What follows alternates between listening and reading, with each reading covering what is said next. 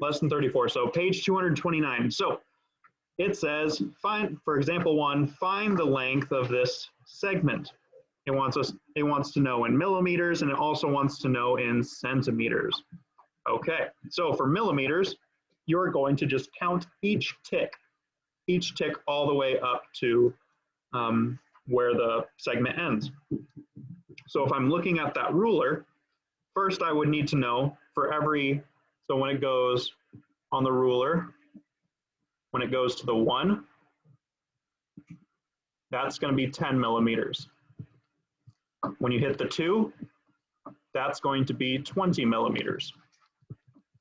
And the line segment goes a little bit past the 2, and it precisely goes 1, 2, 3 spots beyond the centimeters. So I would say that is 23 millimeters. 23 millimeters. So how would I write that in centimeters now? For centimeters, you would just write 2.3. 2.3, because as Courtney said, if we look at this conversion I just put up on the board over here, for every 100 centimeters, you have 1,000 millimeters. So that means there's a difference of how many zeros? How many zero difference is there? 1. 1 0 difference, because look, there's 1 0 here, 2 here, 1, 2, 3. So there is a 1 0 difference. So the conversion would be 10 right there. Okay, so that's why we move the decimal on the millimeters right there 1 point to the left. We'll just move it. So divide it by 10. Now it's 2.3.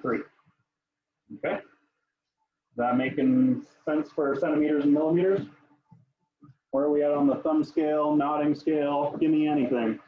Jaden, Abby, I need something. Oasis. The decimal part. The decimal part? Are you thumb up and thumb down sideways? I'm good. Completely lost? Oh, I get it. I understand. Okay. So I'm gonna give some more examples here because conversions, they aren't easy.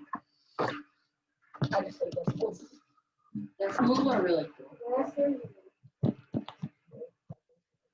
Example 2. So find the perimeter of this rectangle in meters. All right, so we all like perimeter. We have 12 centimeters for the long side, and we have 7 centimeters on the short side.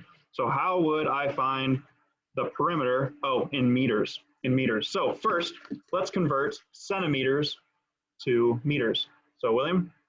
I would add all of them up and then you want to do it at the end? That's fine too. Okay, so 12 cents per 100. Yeah, I'm totally lost.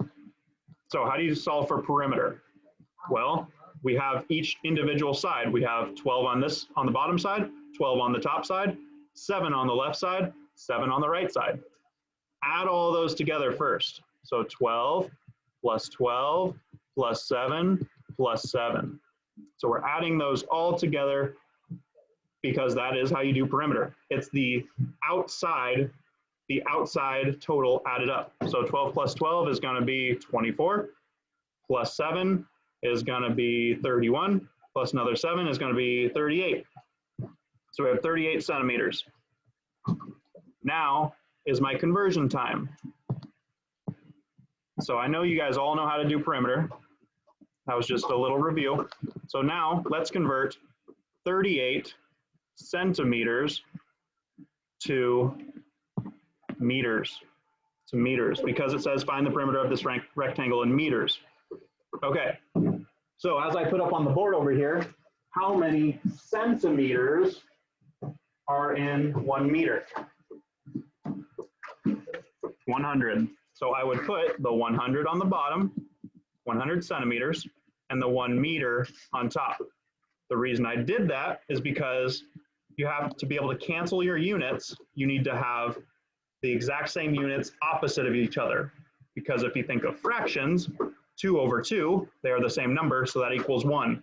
When you have centimeters over centimeters, they kind of cancel each other out, so that just equals 1. So that's our whole goal here. So we are just left with meters right there. So I would do 38 divided by 100, which is going to give me 3.8. It's going to give me 3.8 meters. So basically, it's probably Ian doing that backwards. Huh? It's probably Ian doing that backwards. Maybe. I didn't really see how you did it yet. I will go over problem I didn't E. do that at all. Oh, okay. Example 3.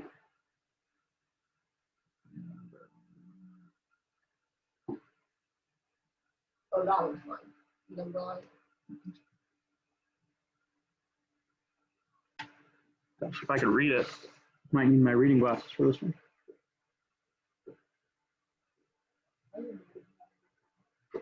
Okay.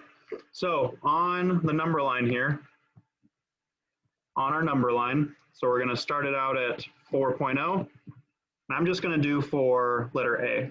So 4.0, then it goes to 4.1, 4.2, 4.3, 4.4. And I'm actually going to do my own example up here because I really can't read what they're putting right there. So let's put 1, 2, 4, 6, 8. Okay. 2, 4, 6, 8. 2, 4, 6, 8. 2, 4, 6, 8. 2, 4, 6, 8. All right, so I'm going to put a couple dots on here. Put one right there. Let's put one right here. Let's put one right there. So this is very similar to the problem in your book, but it's different from the one in your book. You kind of said the answer. Yep, I did. Did that on purpose. Because some people, they don't even listen to me most of the time. So point A, some people are just still doing their homework. Point A, point B, point C. Okay, so point A, point B, point C. So what does point A equal? Well, first off, let's look at the 4.0 right here. So that means I'm going to write 4.0 for my first 4.0 to start. But as you can see, the point is in between 4.0 and 4.1. So what am I going to put right after that 4.0 Oasis?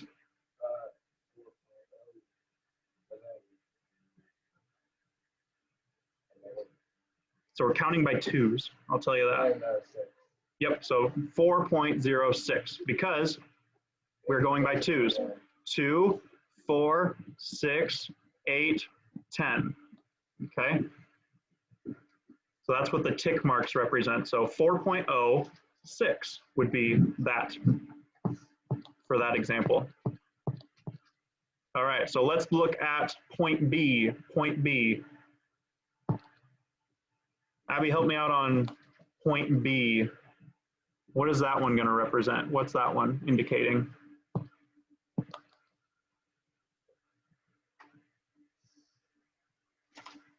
So let's start with the 4.2. So 4.2, and then what would the next number be, Abby?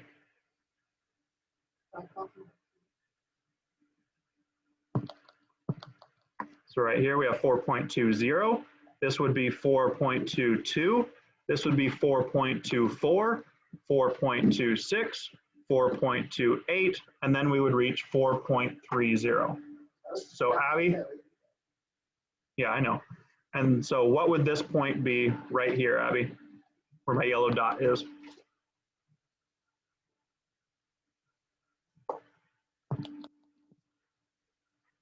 So that's going to be 4.24, 4.24, because it's on the 0.24 spot.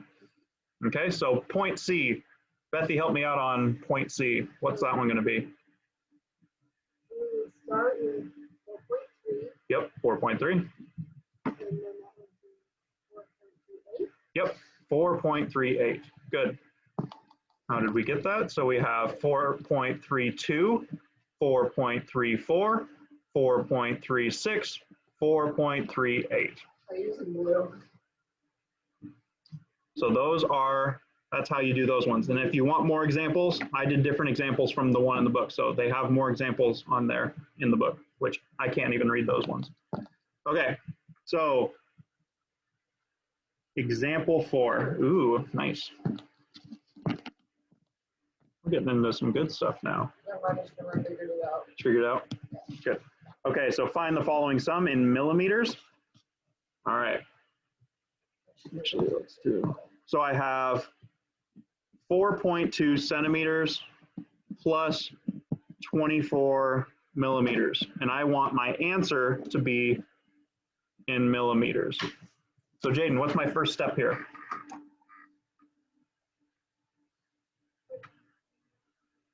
Yep. So wait, which one did you say? So I want my answer to be in millimeters. So I'll convert the centimeters to millimeters. So let's start with the 4.2 centimeters. So 4.2 centimeters, and I need to convert that to millimeters. So for every 1 centimeter, how many, or whoops, for every 100 centimeters, I have 1 meter, and then, so that cancels out those centimeters. Am I done? Nope. Now I need to convert the meters. So for every 1 meter, there are 1,000 millimeters. And now I'm done because those meters are gone, and I'm left with just millimeters, which is what I wanted. So I would take, and so for the conversion ones, so you guys, I'm going to let you use a calculator for A through J if you haven't finished it already. So you'd take 4.2 times 1,000, that equals 4,200, divided by 100, that equals 42. What I used to do is just take as many zeros and put front in front of the 4, and then I do 5, just move the decimal forward.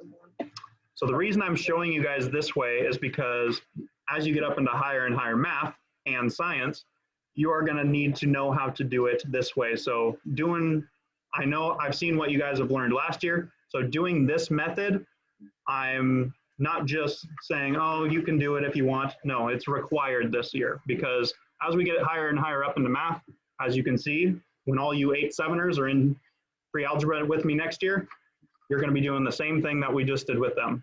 Okay, so, and if you're going to public school next year, you're going to be doing the same thing in public school. And I've talked with some of the teachers over at St. Helens because I had the math teachers at St. Helens, and they're doing it the exact same way I'm doing it right here. Okay, so this is the way we are doing it. And I talked to my old chemistry teacher too at St. Helens, and he said the same thing. Yeah. He was my old soccer coach, my old chemistry teacher, What was his name? Mr. Ford, Neil Ford. Do you make cars? Okay, so that was example 4. So let's try letter E. I'll just do that one up on the board just for funsies. So it says, and this is on page 231, letter E. So here's a free answer for you if you haven't got it already. So letter E, Alfredo is 1.5 meters tall, 1.57 meters tall. How many centimeters tall is Alfredo? So William, how'd you figure this one out? Well, decimal kept confusing me, so I turned it into a fraction, so it'd be 1 centimeter. You could do it like that, yeah? And then all I did was basically turn it into an improper fraction, 100, 100. You could do it like that, but that is not the way you're gonna be taught. You're gonna be taught how to do it on a calculator. So you have 1.57. So for every 1 meter, you have 100 centimeters. So 1.57 times 100, type that into my calculator, or I just know in my head, I just move the decimal to the right 2 times. And it's gonna be 157, just gonna double check myself. 1.57 times 100, 157 centimeters. That would be my answer. So that's how you do letter E. So in your homework, go ahead and write that one down. Yep. Yep, because this is how you're gonna be taught in every setting. You're not gonna have to use fractions or anything else for this. You are able to use a calculator. Most of you, well, huh? You're gonna need to use a calculator. Yep, or else it's gonna take you forever to do statistics, calculus, pre-calculus. That's why I was talking about like for this. Yeah. Well, I'm trying to teach you how to use a calculator. So when you get to pre-calculus statistics, you know how to use it, because they don't teach you every step of how to use a calculator. So I'm trying to teach you guys how to use it a little bit. Yeah. Exactly. So technically, I wanted to require you guys to have graphing calculators this year, and I've talked with some people to have their graphing calculators who I think should have them for higher levels of math. So I can teach you how to use your graphing calculator, because I have done very high levels of math. So I know how every ins and outs of the calculator. I know how to even add fractions on a calculator. So 1 2/9 plus 2 6/4. I would know how to type that into your calculator. So if you want to know how to add improper fractions or mixed numbers on your calculator, I could show you how to do that. Huh? I don't think I've taught you how to do fractions like that. The fractions one where you. Oh, yes, on your calculator, yes. Yes, but I can show you how to do it on one of these too. You just turn it into decimal? No, it's a lot easier than that when you're putting it into a calculator. Okay, so I'm going to move on to 6-5 math. So if you guys get through all the problems you know how to get through today. And remember, tomorrow I'm going to be able to help you out in math class tomorrow. So get through the ones you can do, circle the ones you don't know how to do so I can help you with them in class tomorrow. Yes.